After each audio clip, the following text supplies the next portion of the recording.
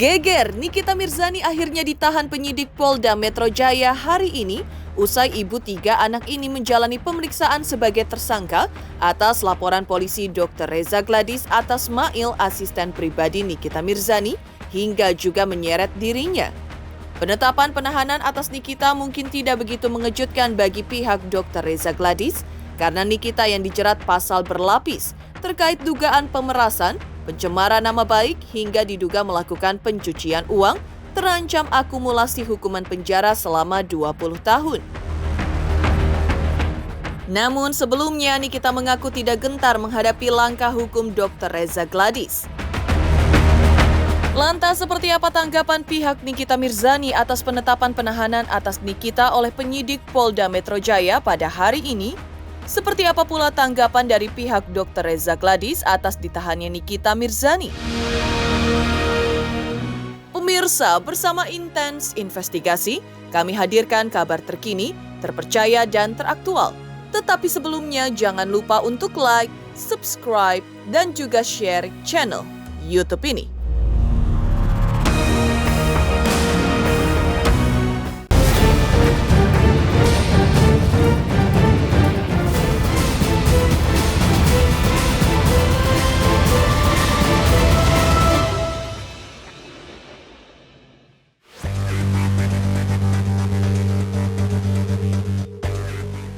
Publik tengah dihebohkan dengan status tersangka yang disematkan kepada Nikita Mirzani oleh Polda Metro Jaya terkait laporan polisi Dr. Reza Gladys atas asisten pribadi Nikita yaitu Mail dengan dugaan pemerasan, pencemaran nama baik hingga pencucian uang. Dan ketika Nikita Mirzani tidak memenuhi pemanggilan pertama atas dirinya pasca ditetapkan sebagai tersangka untuk diperiksa, siang tadi Nikita Mirzani akhirnya memenuhi panggilan kedua dari penyidik Polda Metro Jaya. Dan yang mengejutkan adalah Nikita Mirzani yang terancam 20 tahun penjara dari akumulasi pasal berlapis yang menjeratnya. Pihak Polda Metro Jaya pun memutuskan untuk menahan ibu 3 anak yang mengaku tengah hamil muda ini. Lantas apa sebenarnya alasan penyidik sampai menahan Nikita Mirzani? Pedom. Buka. Jalan terus. Buka. Ke jalan. Buka.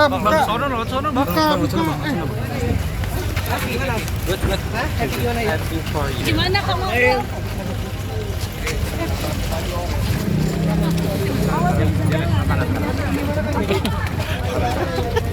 Maaf ya. Kaniki gimana Kaniki? Pakai baju oranye gimana Kaniki? Pakai baju oranye gimana Kak? Kaniki gimana Kaniki? Ramenya oi. Kaniki udah pakai baju oranye gimana Kaniki? Hah? Pakai baju oranye gimana Kak? Gimana Kak? Ya gimana? Maunya gimana? Sans. Mungkin perasaannya gimana sih Kaniki? Tidak ada, biar cepat selesai masalahnya. Mana? Awas gak bisa jalan, gak bisa jalan. Ya. Maaf ya. Awas, hei. Maaf. Kaniki akhirnya pakai baju oranye gimana Kak? Sesuai kemauan.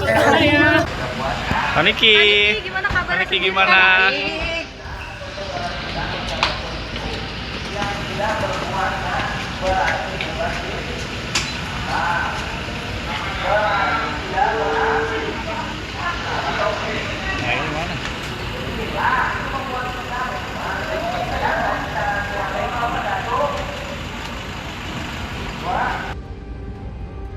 Kami izin menjelaskan bahwa penyidik dari Direktorat Reserse Siber Polda Metro Jaya setelah melakukan pemeriksaan terhadap kedua tersangka, yang pertama saudari NM, yang kedua saudara IM, kemudian dilakukan gelar perkara lagi. Selanjutnya penyidik telah menahan atau melakukan penahanan terhadap kedua tersangka.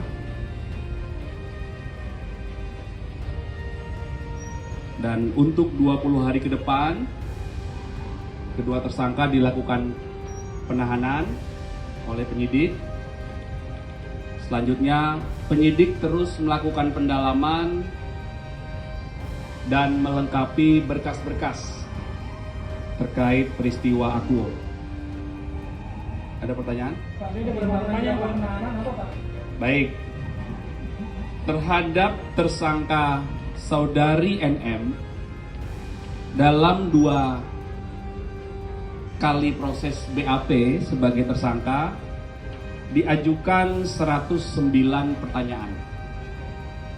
Kemudian terhadap tersangka saudara IM dalam proses 2 kali BAP sebagai tersangka diajukan 99 pertanyaan. Setelah didapatkan bukti yang cukup, kemudian adanya barang bukti yang sudah disita. Barang buktinya ada dokumen atau surat, ada 9 dokumen, pernah kami jelaskan sebelumnya. Ya, ada 9 dokumen. Kemudian ada barang bukti digital, ada flash disk dan juga handphone. Kemudian ada juga barang bukti hasil ekstraksi barang digital, dan juga dilakukan pengambilan keterangan 5 ahli dalam proses ini. Kemudian penyidik juga telah melakukan pemeriksaan terhadap 16 saksi. Inilah fakta-fakta, alat bukti, dan barang bukti yang telah dikumpulkan oleh penyidik hingga akhirnya proses kemarin berawal dari laporan, pendalaman, gelar perkara, naik ke penyidikan, kemudian penyidikan, pemeriksaan saksi-saksi, hingga penetapan tersangka, dan sore hari ini penyidik telah melakukan penahanan terhadap 2 tersangka. Ada bukti yang cukup, adanya beberapa alat bukti, dan ada barang bukti. Kemudian penyidik juga punya pertimbangan yang subjektif. Ya. Ini sesuai dengan KUHP semuanya, tata cara dalam proses penyidikan.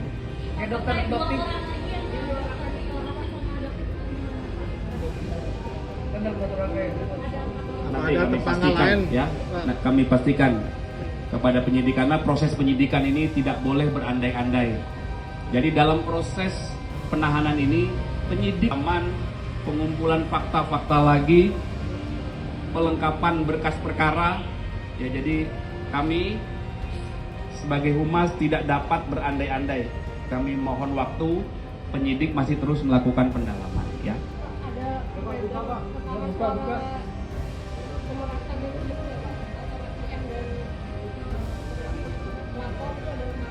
Melakukan pendalaman, ya.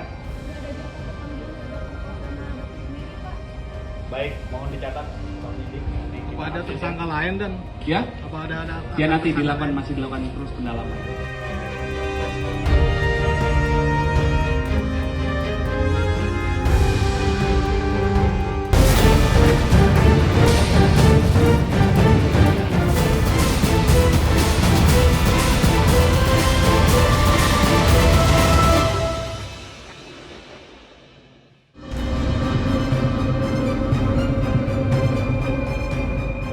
Pasca Nikita Mirzani ditetapkan sebagai tersangka dalam kasus yang dituduhkan Dr. Reza Gladys, yaitu dugaan pemerasan, pencemaran nama baik, hingga pencucian uang.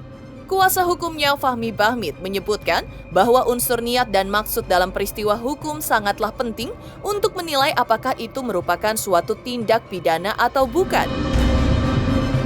Sementara pada kasus yang dituduhkan kepada Nikita Mirzani, unsur niat dan maksud tersebut tidak ada, karena Nikita mengklaim bahwa dirinya tidak mengenal. Namun, Fahmi Bahmid tetap menghargai penetapan tersangka terhadap kliennya karena itu merupakan hak penyidik. Namun terkait barang bukti yang diklaim penyidik sudah kuat, masih diragukan Fahmi. Karena menurutnya bagaimana mungkin dua orang yang tidak saling mengenal bisa ada niat yang menimbulkan terjadinya suatu peristiwa pidana seperti pemerasan yang dituduhkan kepada Nikita kliennya. Tak hanya itu, jika memang ada persoalan antara Nikita dengan Dr. Reza Gladys, mengapa sang dokter yang mengatur semua proses pembayaran? Bahkan menurut Fahmi, dalam pesannya mengutarakan bahwa ini adalah endorse untuk Nikita Mirzani yang diminta diperpanjang oleh Dr. Reza Gladys hingga tahun depan. Just information nih guys ya. Gue udah menandai nama-nama yang nanti kalau ini selesai, kalian yang bakal merasakan apa yang sudah kalian perbuat kepada saya.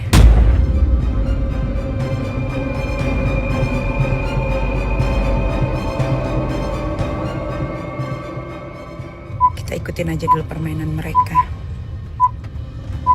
Mereka pikir Nikita Mirzani ini kali ya.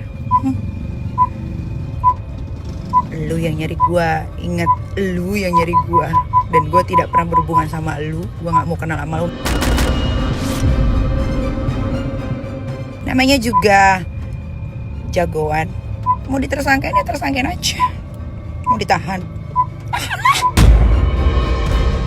Saya apa yang disampaikan itu benar karena saya juga sudah melakukan penundaan dengan alasan manusiawi ya, secara manusiawi dia punya pekerjaan yang harus dikerjakan dan itu tempatnya bukan di Jakarta, jadi dia harus keluar kota. Nah, saya juga meminta waktu hari tanggal 3 dengan alasan cara syariah. Kenapa saya katakan? Karena ini sudah mendekati bulan puasa. Biarlah kami semua itu berkonsentrasi untuk mempersiapkan diri dalam puasa Ramadan. Sehingga kami minta untuk ditunda pada hari Senin tanggal 3. Yang mudah-mudahan dikabulkan. Saya yakin penyidik mengabulkan karena kami mempunyai alasan yang rasional. Alasannya apakah ada bukti-bukti yang kuat atau seperti apa? Nggak ada, itu kan haknya mereka. Tapi hukum itu saya katakan lagi, di dalam peristiwa hukum itu ada sebab musabab. Ada asal mula peristiwa. Peristiwanya itu dari mana asal mulanya? Seseorang tidak kenal, tiba-tiba ada orang lain menghubungi, terus meminta sesuatu. Bagaimana ada niat? Kenal tidak? Niat itu paling penting dalam peristiwa pidana. Kita tidak pernah punya niat apapun terhadap seseorang tersebut. Bagaimana bisa ada pemerasan dan sebagainya?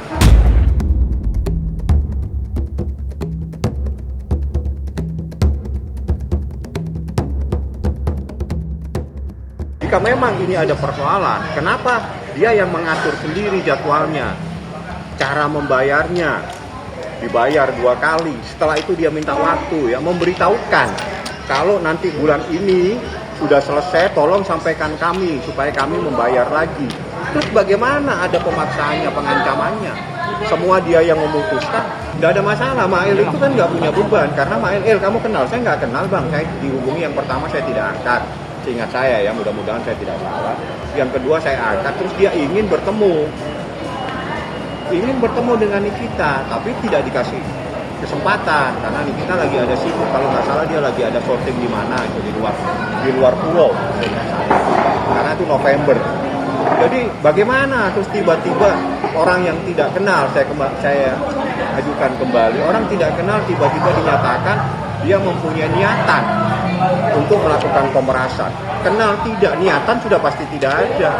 Endorse 1 tahun depan diperpanjang. Dan itu adalah kalimat daripada yang bersangkutan. Tolong ya Mail, ingatkan ya, nanti di November biar saya bayar lagi. Terus apa ini? Ya artinya ada kalimat bahwa itu memang endorse. Ada di WA-nya. Jadi perjanjian itu bisa lisan. Tidak harus mana perjanjiannya, lisan juga bisa. Kecuali kita jual beli rumah. Kalau saya jual HP nggak perlu pakai perjanjian juga bisa.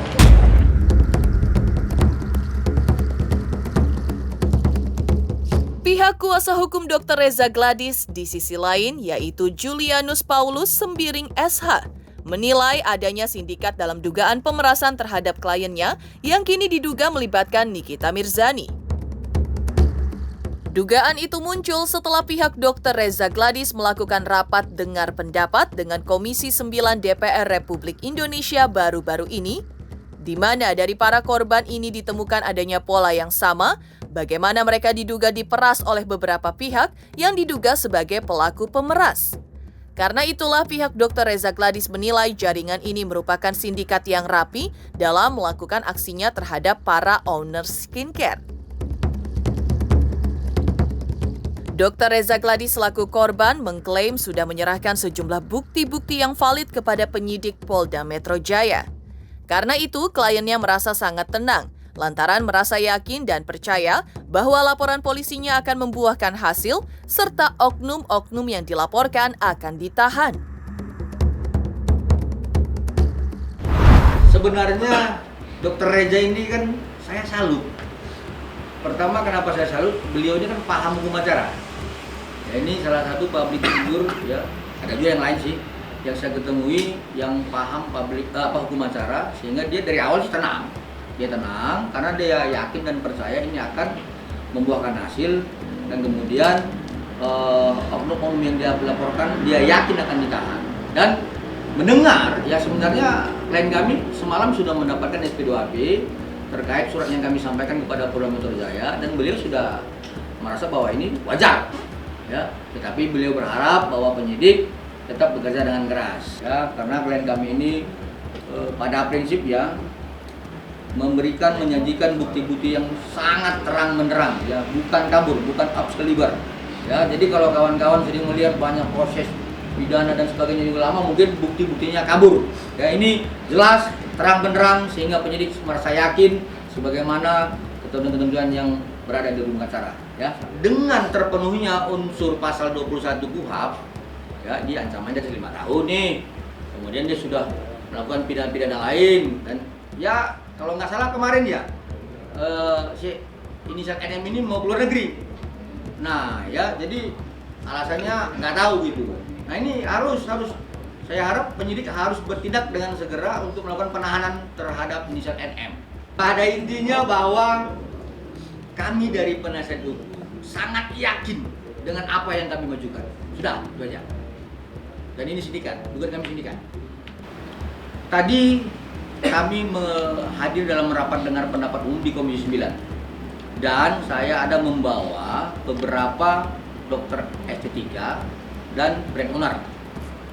Dalam hal ini ada satu pola yang sama, ya, pola yang sama yang dilakukan oleh yang kami duga sindikat ini untuk melakukan pemerasan terhadap pemilik brand owner ini dan dokter estetika yang tadi hadir.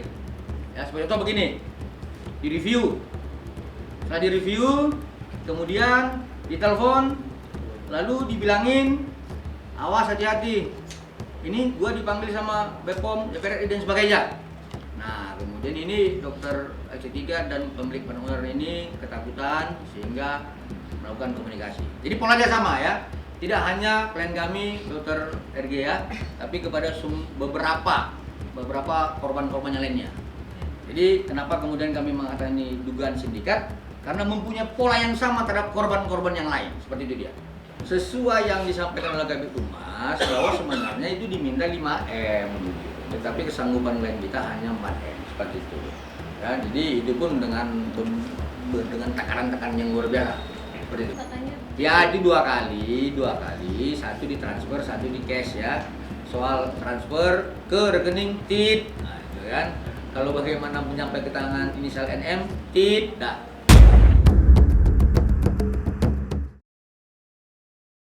Demikian pemirsa kabar terkini, terpercaya dan teraktual yang kami hadirkan hari ini. Saksikan terus Intens Investigasi setiap hari Senin sampai dengan Jumat tayang 5 kali sehari, pada Sabtu tayang 3 kali sehari, yaitu pada pukul 11 siang, 12 siang, 3 sore, 5 sore, dan 6 sore tentunya hanya di YouTube channel. Dan pastikan jangan lupa untuk like, subscribe, share, dan juga komen channel Intens Investigasi.